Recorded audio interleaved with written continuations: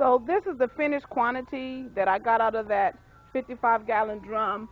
Mind you, I probably filled it up about halfway. I found at about the halfway mark that it was just too heavy for anybody to turn but my son, and that was not his favorite thing to do.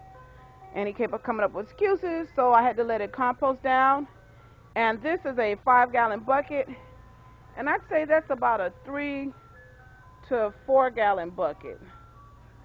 Yeah, I'd say that between 3 and 4 because it's a little bigger. I don't know if you can see the dimensions of it on the. Ooh, I got compost over everything.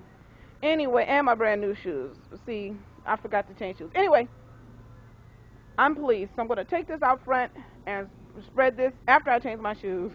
Spread this around my tomatoes and my bell pepper plants to try to give them a beautiful new lease on life through some homemade compost in my 55-gallon drum container. This is what I'm going to do with my compost. Let me move this.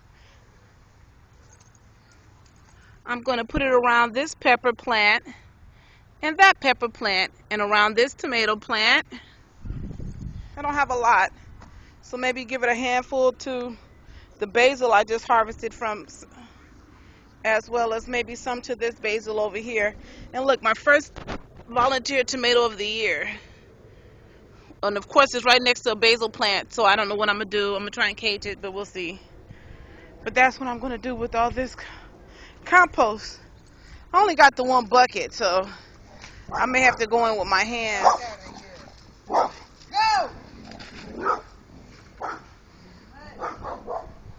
Okay. I see my dog is making enemies. Anyway, she's very picky about who she doesn't like either. But that's what I plan to do with the compost. Give everybody a little batch of food and water them real good. And man, oh man, I collected a bunch of peppers off this pepper plant.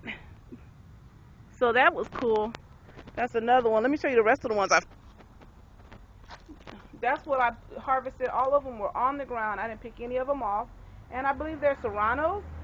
They look like serranos, though I did not plant serranos this year. But I find a lot of times as a gardener, the things that I purchase as plants are not what the little tag says. But I'm always thankful for everything that I get that's tasty. Those would be great in maybe some homemade salsa with the tomatoes. Yeah, salsa. Or I may put it in my basil vinegar to add a little heat to it.